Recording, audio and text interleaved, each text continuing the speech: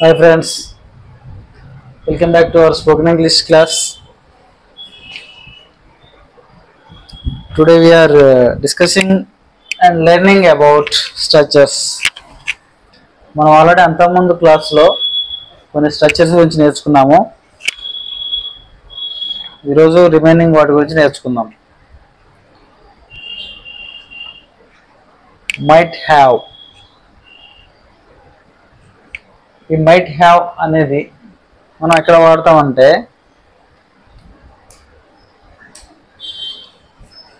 to guess the past actions.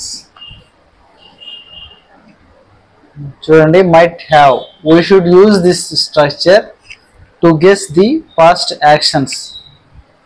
Past actions అంటే మనం గతంలో చేసినటువంటి పనులను గెస్ చేయడానికి, ఊహించడానికి, అంటే ఆ పని జరిగి ఉండొచ్చు అనే దాని గురించి తెలియజేసేటప్పుడు మనం మైట్ హ్యావ్ అనేది వాడతాం. ఎగ్జాంపుల్స్ చూద్దాం ఇప్పుడు. She might have done homework. She might have done homework. ఆమె ఇంటి పని చేసి ఉండవచ్చు.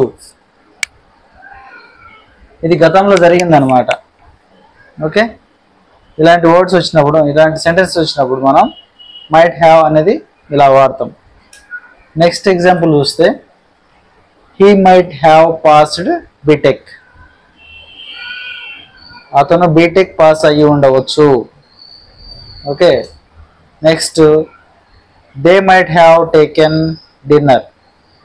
వారు రాత్రి భోజనం చేసి ఉండవచ్చు. ఇలా అన్నమాట. గతం గురించి మనం డిస్కస్ చేసేటప్పుడు ఇలా చెప్పాలి. Okay, might have. నెక్స్ట్ ఇంకా రిమైనింగ్ ఎగ్జాంపుల్స్ మనం చూస్తే she might have gone to college. Okay, your brother might have cold your sister in law. అంటే మీ అన్నయ్య మీ వదినను తిట్టి ఉండవచ్చు. My father might have told them. మా నాన్న వారికి చెప్పి ఉండవచ్చు. ఇలాగ మైట్ హ్యావ్ అనేది గతంలో జరిగిన యాక్షన్స్ గురించి గెస్ చేసి చెప్పడం అన్నమాట. ఓకే,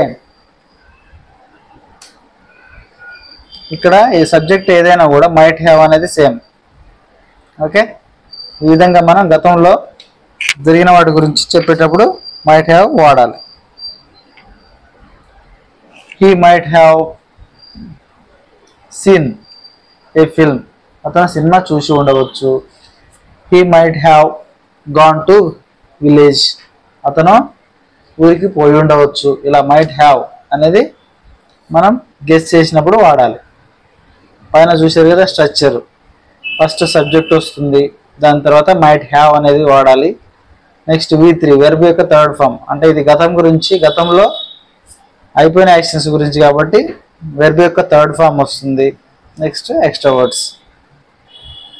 ఓకే, మీరు ఇంకా కొన్ని ఎగ్జాంపుల్స్ తీసుకొని ప్రాక్టీస్ చేస్తే మీకు ఈజీగా అర్థమవుతుంది. Next should have. ఈ షుడ్ హ్యావ్ అనేది కూడా సేమ్ పాస్ట్ టెన్స్ గురించి చెప్పడానికి ఉపయోగిస్తారు. ఓకే, చూడండి, this is used to indicate our past actions which should have been done in the past. గతంలో చేసి ఉండాల్సింది అనే విషయాల గురించి చెప్పేటప్పుడు మనం షుడ్ హ్యావ్ అనేది వాడాలి. Should have. ఓకే, మనం మైట్ హ్యావ్ ఎప్పుడు వాడినాము? అంత గతంలో జరిగిన వాటి గురించి గెస్ చేసి చెప్పేటప్పుడు మైట్ హ్యావ్ వాడినాం. మే అంటాం కదా, మే పోయి may past form might. Should. Shall అంటాం కదా, I shall go, I will go, అలాంటివి. ఇక్కడ ఇది పాస్ట్ యాక్షన్స్లో షుడ్ అనేది వాడతాం. Okay, I should have taken good decision. నేను మంచి నిర్ణయం తీసుకుని ఉండాల్సింది. He should have talked to them politely. అతను వాళ్ళతో మర్యాదగా మాట్లాడి ఉండాల్సింది. He should have talked to them politely. అతను వాళ్ళతో మర్యాదగా మాట్లాడి ఉండాల్సింది. You should have brought money today, నువ్వు ఈరోజే డబ్బు తీసుకొని రావాల్సి ఉంది. ఇలా అన్నమాట, చేయాల్సిన దాని గురించి. ఓకే, గతంలో చేసి ఉండాల్సింది అనే దాని గురించి చెప్పేటప్పుడు షుడ్ హ్యావ్ అనేది మనం వాడతాం. ఇక్కడ కూడా సబ్జెక్ట్ ఏదైనా should have same. Next would have. Would have ఎప్పుడు వాడతాము? This is used to indicate our actions which would have been done. ఏవైతే చేయాలనుకుంటామో ఇవన్నీ కదా సిమిలారిటీ సేమ్ ఉంటాయి అన్నీ. వీటి మధ్య చూడండి, డిఫరెన్స్ చూసి మీరు చేయాలన్నమాట. I would have come to college yesterday, నేను నిన్న కాలేజీకి వచ్చి ఉండేవాడిని. ఓకే, ఉండాల్సింది ఇలా వుడ్ హ్యావ్ అనే దాన్ని బట్టేసి మనం చెప్తాం. ఓకే, ఐ విల్ గో అంటాం కదా, ఐ వుడ్ విల్ ప్లేస్లో మనం విడ్ పాస్ట్ టెన్స్లో విడ్ వాడతాం అన్నమాట. Okay, I would have come to college yesterday, నేను నిన్న కాలేజీకి వచ్చి ఉండేవాడిని. Next they would have gone to America, వాళ్ళు అమెరికా వెళ్ళి ఉండేవారు. Okay, next Swathi would have cooked biryani, Swathi biryani వండి పెట్టేది. ఇలా అన్నమాట. ఇక్కడ ఇదంతా ఏంటి? Past tense. ఇది కూడా పాస్ట్ టెన్స్లోనే జరిగి ఉండాల్సింది, జరిగి ఉండేది అలాగనమాట. I would have come to college yesterday, నేనున్న కాలేజీకి వచ్చి ఉండేవాడిని. ఇలా అన్నమాట. Next she would have helped you, ఆమె మీకు సహాయం చేసి ఉండేది. Okay, he would have applied for JEE, అతను గ్రూప్ 2కి అప్లై చేసి ఉండేవాడు. అతను జేఈఈకి అప్లై చేసి ఉండేవాడు. Okay, he would have applied. I would have given money, నేను డబ్బులు ఇచ్చి ఉండేవాడిని. ఇలా అన్నమాట.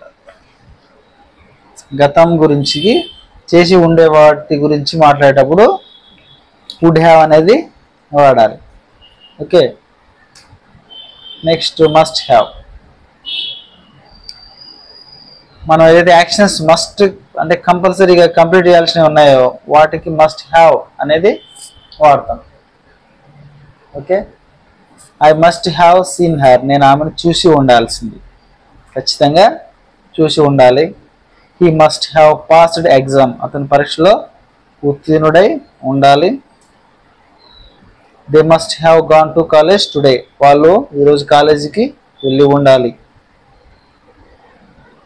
He must have passed exam, అతను పరీక్షలో ఉత్తీర్ణుడై ఉండాలి. మనం ఏదైనా జాబ్కి అప్లై చేసినప్పుడు ఏమంటాము? మస్ట్ బి పాస్డ్ బిఎస్సి, అంటే ఏంటి? బిఎస్సి పాస్ అయి ఉండాలి. ఓకే, మనం ఏదైనా పోలీస్ కాంపిటీషన్ పోలీస్ జాబ్కి అప్లై చేసేటప్పుడు ఏంటి? Your height must be 7 feet, your height must be 5.8 feet. అంటే ఏంది? మస్ట్ హ్యావ్ కలిగి ఉండాలన్నమాట. He must have 5.8 feet height, అతను 5.8 feet హైట్ ఉండాలి. ఓకే, ఇలా కంపల్సరీగా ఉండాలి అనే దాని గురించి చెప్పేటప్పుడు ఇక్కడ మస్ట్ అనేది వస్తుంది.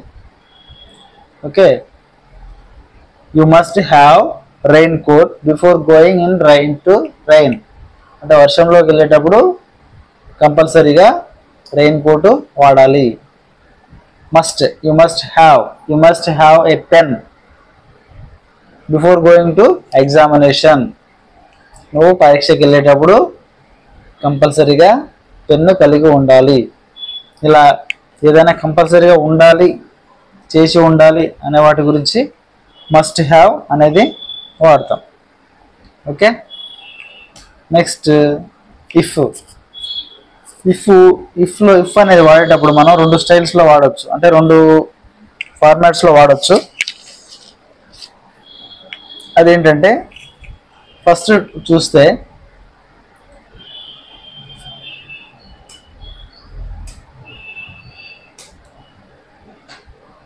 ఇఫ్ ఎప్పుడు వాడతాము, we use this structure when we speak conditionally. Conditionally అంటే అది జరిగితే ఇది జరుగుతుంది. Okay, if you ask me I will give my dress. నువ్వు అడిగితే నా డ్రెస్ ఇస్తాను, ఇలా అనమాట. నువ్వు ఇది చేస్తే నేను ఇది చేస్తాను, ఇలా అనమాట. ఇలాంటి ఒకదానికొకటి లింక్ ఉన్న సెంటెన్స్ వచ్చినప్పుడు మనం ఇఫ్ అనేది ఇలా వాడతాం. Okay, if they invite him he will attend the marriage. వారు అతన్ని ఆహ్వానిస్తే అతను వివాహానికి హాజరవుతాడు. ఇఫ్ అనేది ఒకవేళ. ఇఫ్ కరెక్ట్ మీనింగ్ ఏంటి? ఒకవేళ అనమాట. ఒకవేళ if they invite him he will attend the marriage. వారు అతన్ని ఆహ్వానిస్తే అతను వివాహానికి హాజరవుతాడు. Next, if she goes to Hyderabad she will get good job. ఆమె హైదరాబాద్ వెళ్తే ఆమెకు మంచి ఉద్యోగం వస్తుంది. ఓకే, ఈ విధంగా మనం ఇఫ్ అనే దాన్ని ఇలా వాడతాం అన్నమాట. చూడండి, ఇక్కడ స్ట్రక్చర్ చూస్తే ఇఫ్ పక్కన సబ్జెక్ట్ వస్తుంది, తర్వాత వెర్బ్ యొక్క ఫస్ట్ ఫామ్ వస్తుంది, నెక్స్ట్ ఎక్స్ట్రా వర్డ్స్, నెక్స్ట్ ఇంకొక సెంటెన్స్లో ఏమొస్తుంది, ఫస్ట్ సబ్జెక్ట్ వస్తుంది, విల్, కెన్, మే. ఈ మూడిట్లో ఏదైనా రావచ్చు. ఐ విల్ గివ్ అనొచ్చు, ఐ కెన్ గివ్ అనొచ్చు, ఐ మే గివ్ అనొచ్చు.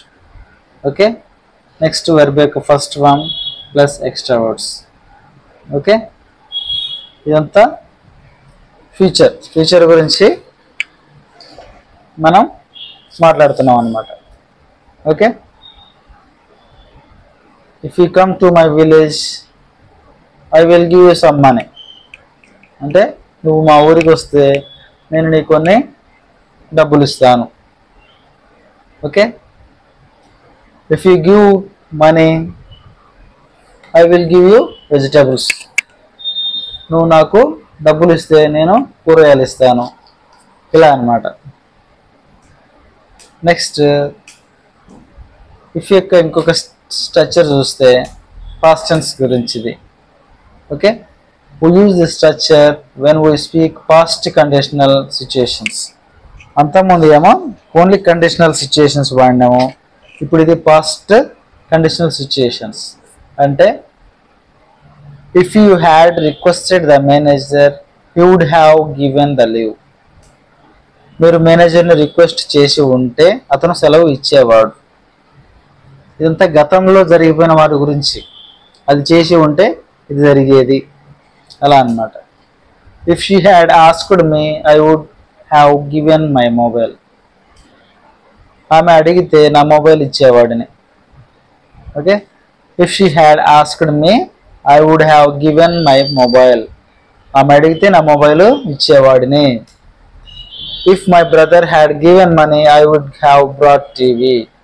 మా అన్న డబ్బు ఇచ్చి ఉంటే నేను టీవీ కొనేవాడిని. If my brother had given, had అనేది ఏంటి, చేసి ఉంటే అన్నమాట. పాస్ట్ టెన్స్లో మాట్లాడేటప్పుడు ఇలా హ్యాడ్ అనేది వాడాలి. I would have brought TV. మా అన్న డబ్బు ఇచ్చి ఉంటే టీవీ కొనేవాడిని, ఇలా అన్నమాట. Okay, next either are.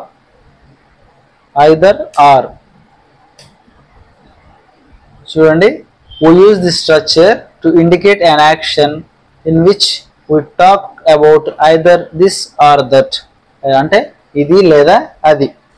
మనం అంటాం కదా తెలుగులో, ఇది అది, ఇది కానీ అది కానీ, అలా అన్నమాట. I take either tea or coffee. నేను టీ లేదా కాఫీ తీసుకుంటాను. అంటే అది కానీ లేదా ఇది కానీ. మనం తెలుగులో అంటాం కదా, నేను టీ కానీ కాఫీ కానీ తీసుకుంటాను. అది మాట్లాడేటప్పుడు I take either tea or coffee. ఇక్కడ స్ట్రక్చర్లో చూడండి, సబ్జెక్ట్ పక్కన V1 / V2 వచ్చింది. అంటే కొన్ని సెంటెన్స్లలో వెర్బ్ యొక్క ఫస్ట్ ఫామ్ వస్తుంది, కొన్ని సెంటెన్స్లలో వెర్బ్ యొక్క సెకండ్ ఫామ్ వస్తుంది అనమాట. ఓకే, చూడండి. You can write either a novel or a story. You can write either a novel or a story. మీరు ఒక నవల లేదా కథ రాయవచ్చు. She teachers either Telugu subject or English subject. ఆమె తెలుగు సబ్జెక్ట్ లేదా ఇంగ్లీష్ సబ్జెక్ట్ బోధిస్తుంది. షీ టీచర్స్ అనేందుకు వచ్చింది, షీ అనే థర్డ్ ఫామ్ కాబట్టి ఇక్కడ వెర్బ్కి ఎస్ అనేది యాడ్ అయింది. She teachers either Telugu or English subject. Okay, she can. చూడండి, మనం ఇంకా ఎగ్జాంపుల్స్ తీసుకుంటే she can sing either Telugu songs or Tamil songs. ఆమె తెలుగు సాంగ్స్ కానీ లేదా తమిళ్ సాంగ్స్ కానీ పాడగలరు. ఓకే, అలా ఐదర్ ఆర్ అనేది ఇలా వాడతాం. Next neither nor. ఇది ఐదర్ ఆర్కి కంప్లీట్ ఆపోజిట్. Neither nor. చూడండి, I take neither tea nor coffee. నేను టీ లేదా కాఫీ తీసుకోను. అక్కడ ఏంది, అక్కడ ఏమని మాట్లాడుకున్నాం మనం?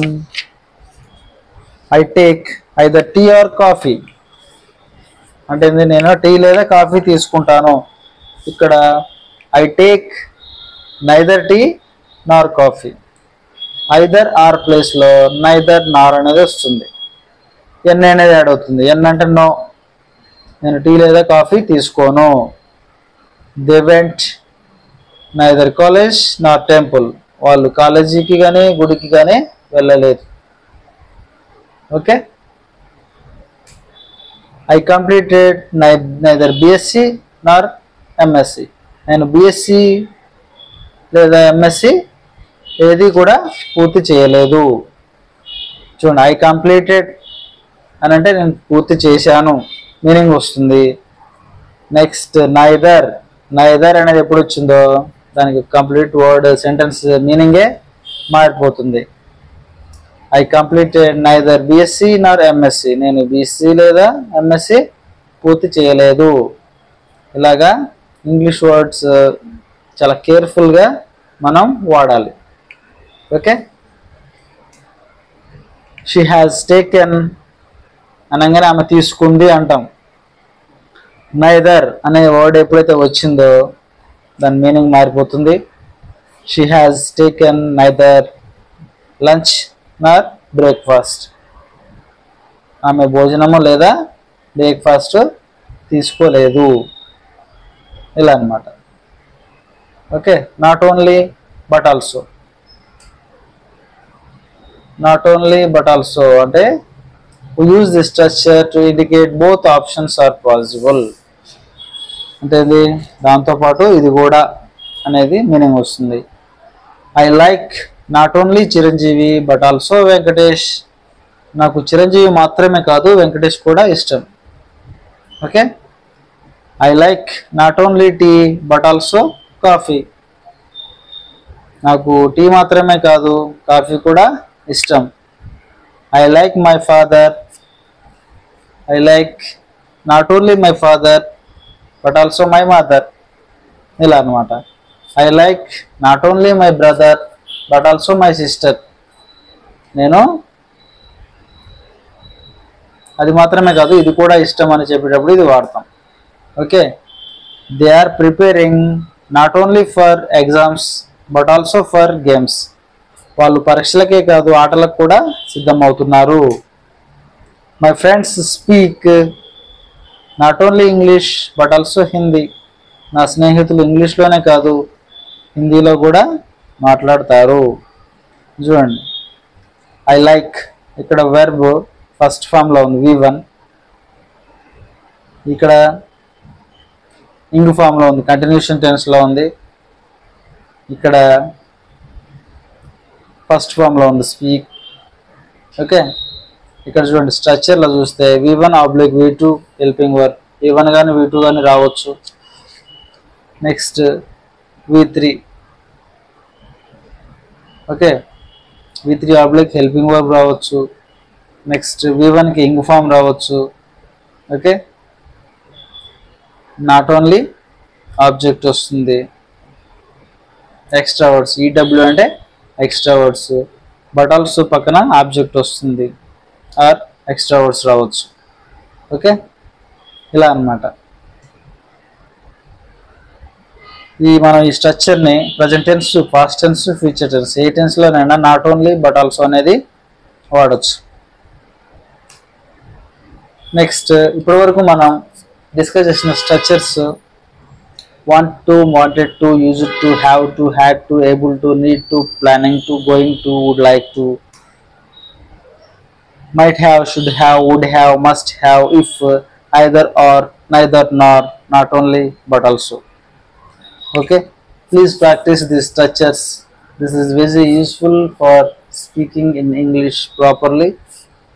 Okay, these basics are very important. Practice gives more perfection. Okay, don't believe luck, believe only hard work. Maintain time punctuality, don't waste time, it can't return. Thank you.